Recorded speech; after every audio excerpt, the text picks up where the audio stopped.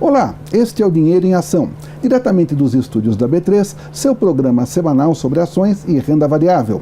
Eu sou Cláudio Gradiloni, editor de finanças da Isto é Dinheiro, e estou recebendo Adeodato Volpi Neto, estrategista-chefe de mercado de capitais da Eleven Financial. Tudo bom, Adeodato? Oi, Cláudio, tudo ótimo, obrigado pelo convite. Obrigado pela presença.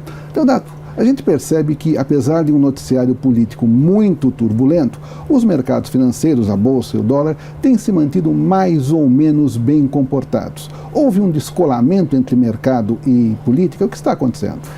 Cláudio, a questão estrutural são as reformas. Sim. Por quê?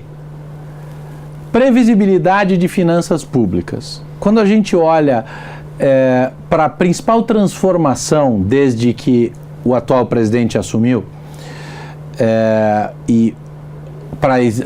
antes que se diga que aqui há qualquer defesa em relação ao próprio presidente, eu fui talvez a primeira voz do mercado a manifestar publicamente no dia 17 o meu sentimento em relação ao final da capacidade naquele dia do presidente Temer em seguir governando. As denúncias comprometeram bastante a governabilidade. Eu não acho que foram as denúncias, Cláudio. Eu acho que eu formei boa parte da minha vida acadêmica e profissional nos Estados Unidos.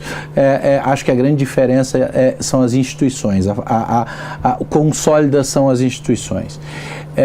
E a instituição presidência da República foi maculada no momento em que ele recebe alguém daquela maneira e se permite ser gravado às 11 e pouco da noite num papo de alcova, né? Então, bastante complicado, mas enfim...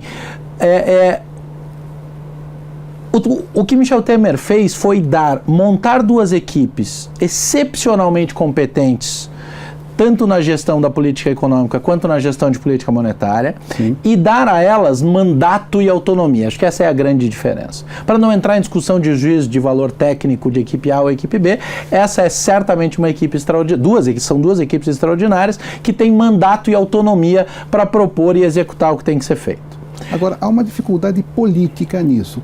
Como é que a política está se posicionando? Você acha que os políticos estão sensíveis à necessidade das reformas? Olha, as equipes lideradas pelo Mansueto Almeida, pelo Marcelo Caetano, secretários do ministro Henrique Meirelles, tem sido sensacional e hercúleo o esforço ao levar as lideranças e ao legislativo não só o porquê das reformas, mas a consequência de não fazê-las.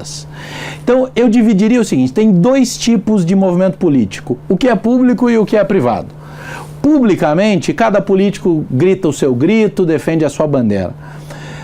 No Brasil, só existiu historicamente uma maneira, depois da Constituição de 88, de se fazer política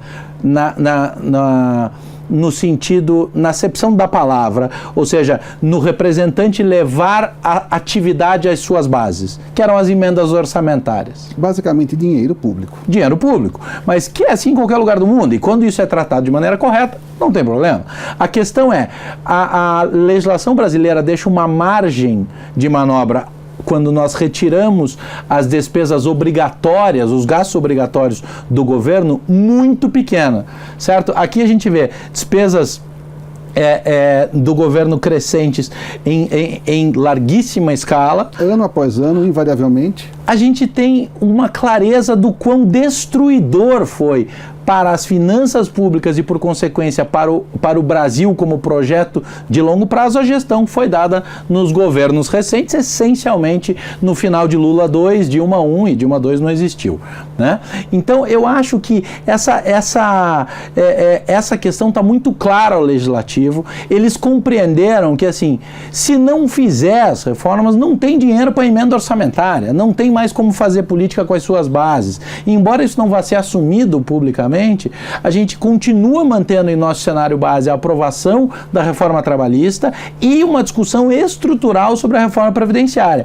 Mas, assim, ufanismo seria achar que uma reforma da profundidade, da densidade da previdenciária seria aprovada sem dor. Não vai ser sem dor, não foi sem dor, e certamente o governo está fragilizado. Mas é importante dizer, na nossa leitura, o Legislativo tem absoluta consciência do que significa não aprovar as reformas. Isso é um estado de insolvência e isso é ruim para todo mundo, então eu não acho que vai acontecer. Quer dizer, é possível então esperar que, apesar de toda a turbulência política, apesar de todo o barulho partidário que faz parte da democracia, o mercado está convencido de que há uma grande possibilidade de um avanço concreto nas reformas. O mercado tem voz, né? E é um bicho estranho, né? E com comportamentos muitas vezes arredios. Mas ele usa a sua voz determinando tendência. E está muito claro que o mercado vai ajudar a economia e vai ajudar quem quer que esteja no comando, desde que o processo de reforma seja feito e some isso ao fato de que se não fizer não tem dinheiro nem para fazer política. Essa é a percepção geral, que ainda vai doer bastante, mas assim, tem coisa que vai virar pela frente. Perfeito. Deodato, muito obrigado por sua presença. Ora, obrigado a você. Este foi o Dinheiro em Ação, diretamente dos estúdios da B3, seu programa semanal sobre ações e renda variável. Eu volto daqui a pouco para mais um pedaço da nossa conversa com a Deodato Volpi Neto, da Eleven Financial. Até lá.